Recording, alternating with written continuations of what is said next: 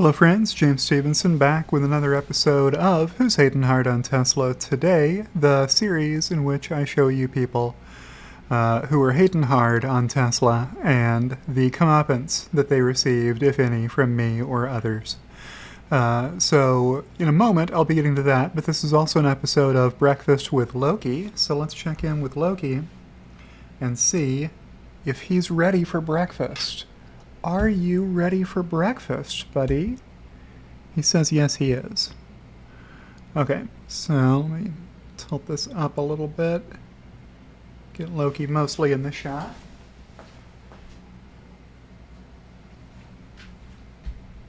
And there's your breakfast, buddy.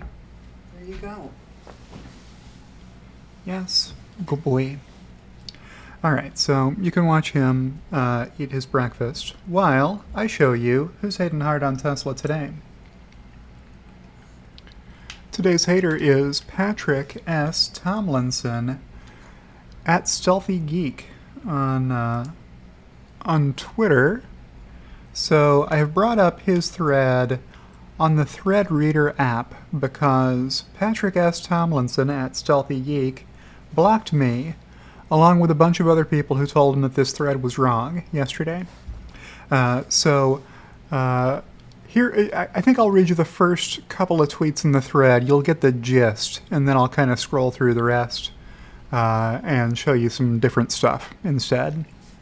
So, thread time, Patrick says, here's the thing about Tesla. It's not a car company. Tesla is a company that has to make cars in order to sell its real product, emissions credits. People are so funny when they first learn about regulatory credits and then think that they know a lot.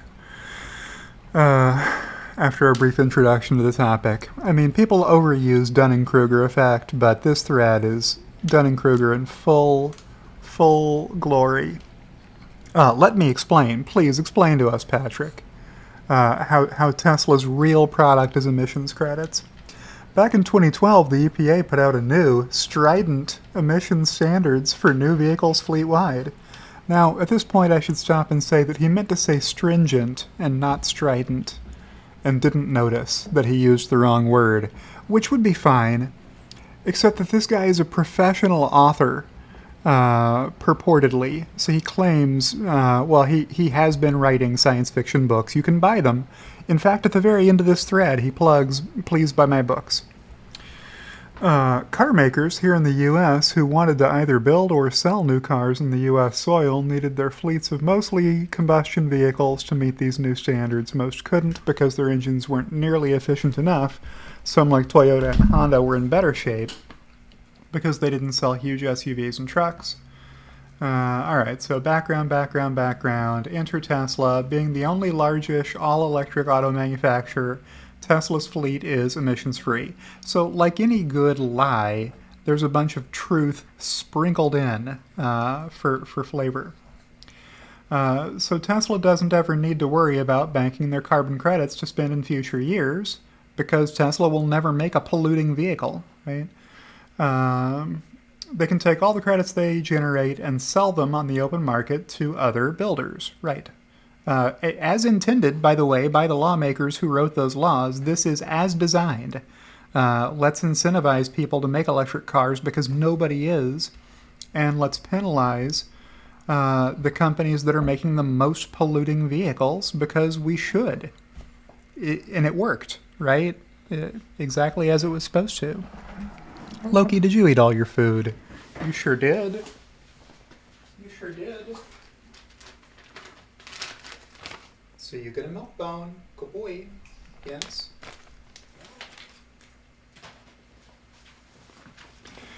Alright, and I can move this Loki cam back closer, or you can keep a better eye on him with this top-down angle. Yes? Alright. So I said I wasn't going to read this whole thread, and now I am reading the whole thread. And they do. In Q1 of last year, Tesla's entire profit came from selling $500 million of carbon credits to other car makers. So what's he saying here? He's saying Q1 of 2021. Now, why would he pick Q1 of 2021?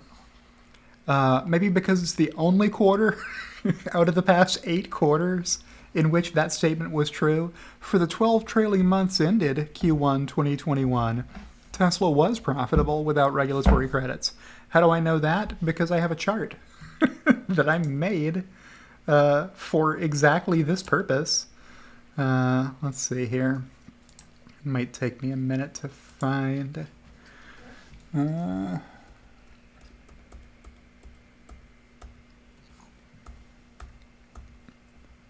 Got it. All right, so I'm going to drag this up into the frame and get rid of this other window.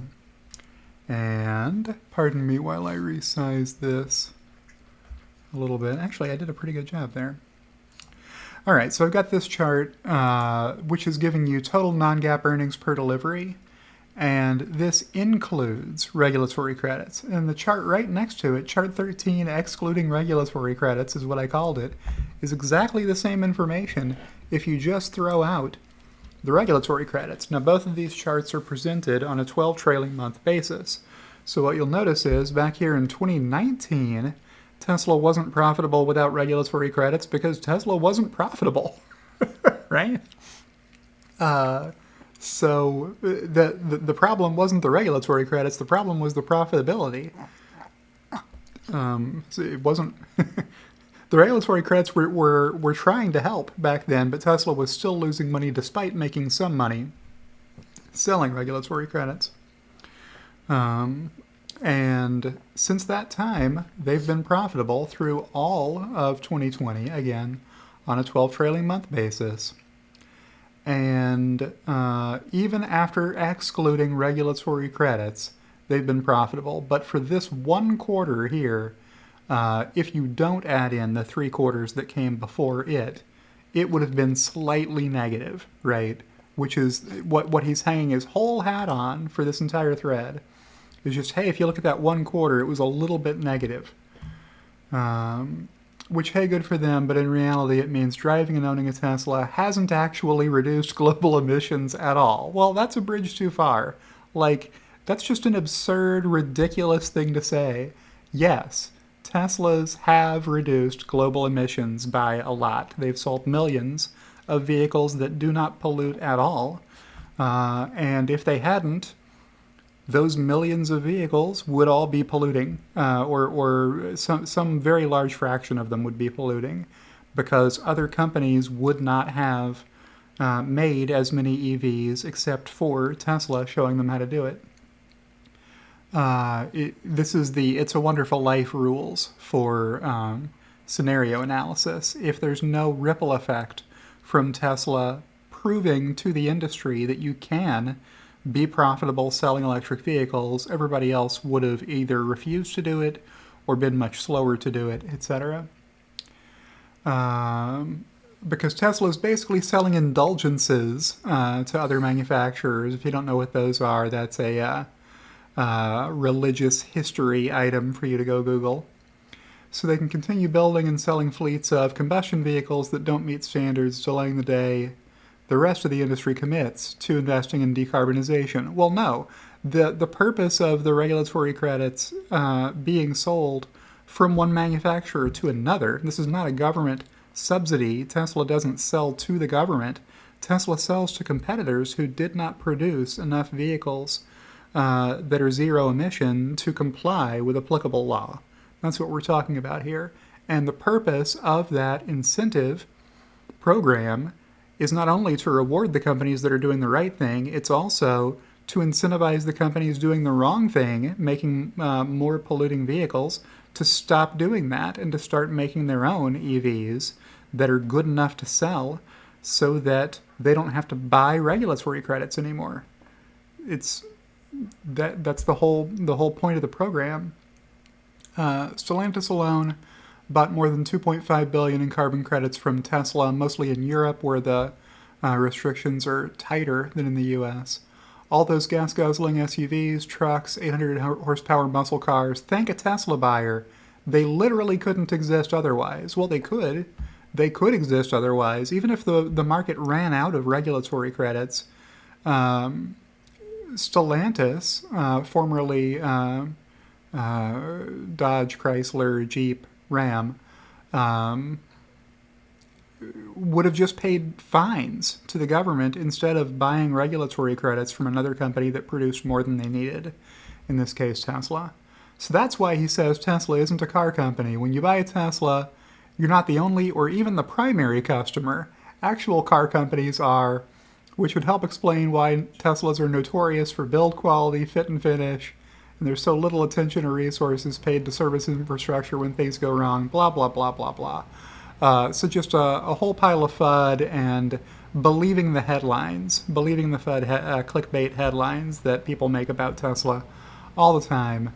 The only proof you need for this is the research done by Autoline. I showed it in a recent video, a short video clip, that when people buy a Tesla and then buy their next car, when they buy an EV, 95% of the time it's a Tesla. Does that sound like a company notorious for poor build quality? Does it sound like a company with fit and finish that's abysmal? It does not. It's more lies in this thread that are easily debunked. I mean, even people who aren't familiar with this topic would be able to find the truth with a pretty quick internet search. All right, so hey, that car hasn't actually helped the environment, might catch fire. Teslas are 11 times less likely to catch fire than combustion vehicles are.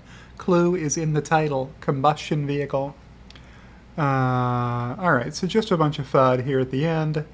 And then in extra innings, he tries to clear up some of the lies that he put in the first part of this. He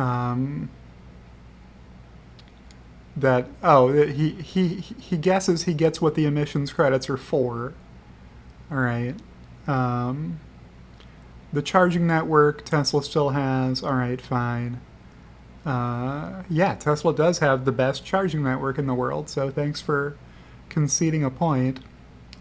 New legacy manufacturers are drastically ramping up newer, better, cheaper EVs in more types and models than Tesla offers on platforms that aren't already a decade old. Those manufacturers will rely less and less on buying Tesla's credits to remain compliant. Death spiral is how he ends his threat. Death spiral. All right. So are the newer, better, cheaper EVs in more types and models than Tesla offers in the room with us right now, Patrick?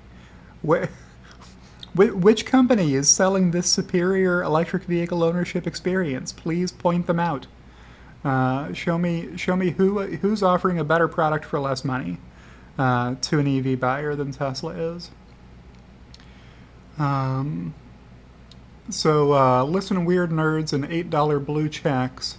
I don't care about the third quarter of this year. I'm talking about history of the company, its foundations, and how it arrived where it is now, which is a story most people clearly didn't know. And my publisher would be mad if I don't take the opportunity to promote something, so please go to Amazon and buy my science fiction book.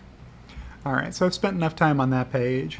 Let's rotate over to James Stevenson has a chart for everything from Edward Van Balen. So this reply was hidden by the original tweet author, and then you're unable to view this tweet because the account owner limits who can view their tweets. Good stuff.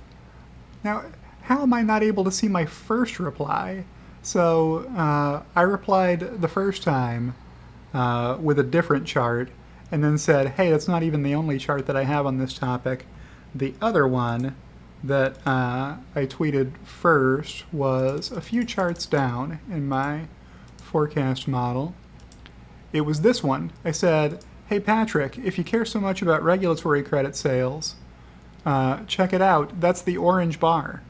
The orange bars in this chart are regulatory credit sales. That's how much of Tesla's revenue regulatory credits compose. It peaked at 5 cents in 2020 and has been dropping ever since. And now it's about 2 cents out of Tesla's average dollar of revenue. And I think I have one more place to go. let me just do it this way. Elon Musk, tweets and replies, and we'll just scroll down the page here and find his laughing emoji from last night. It's gotta be here. Yeah, here it is. So Chris Dungeon, at Chris Dungeon on Twitter, tweeted community notes, fighting Tesla FUD, loving this feature, Elon Musk. And here's Patrick S. Tomlinson with the first tweet of his long thread that we just read through, with the community notes tacked on to the bottom of this thread. Readers added context they thought people might want to know. Regulatory credits account for a small percentage of Tesla revenue. A little typo in here, which I don't love for community notes. That should always be really clean and bulletproof. 2020, 6.2%, 2021, 3.2%, 2022, 2.7%, and as of Q3 2022, credits were only $287 million against profits of $3.3 billion. And they are sourcing Fonds DK, formerly at Holgrodanska 9, that being Matthias Fonds. And here's Elon Musk, who saw that tweet and laughed a couple of times in response to this dummy. So what happened? I replied, I said he was wrong, I showed a chart that proved it. He hid my tweet along with the tweets of lots of other people who replied, telling him why he was wrong and explaining it for people. He hid all of their replies. In a bunch of cases, he blocked them. He blocked me, maybe because I replied more than once. I don't know why. Maybe he got tired of blocking people after a while. I don't know. But that is who's hating hard on Tesla today.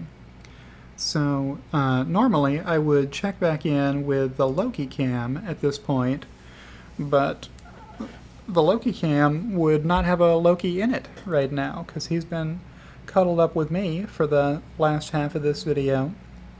So with that, I'll just say if you've enjoyed this video, click the like button.